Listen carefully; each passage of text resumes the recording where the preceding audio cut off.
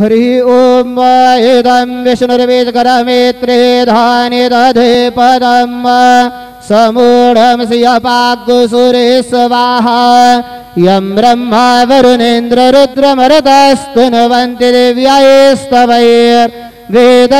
साङ्गपदक्रमोपनिषदैर्गायन्ति यं सामगाः ध्यानावस्थित तद्गतेन मनसा पश्यन्ति यं योगिनौ यस्यान्तन्न विदुःसुरासुरगणा देवाय तस्मै नमः।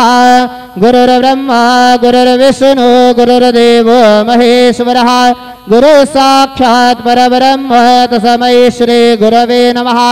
सद्गुरु साईनाथ देवताभ्यो नमः।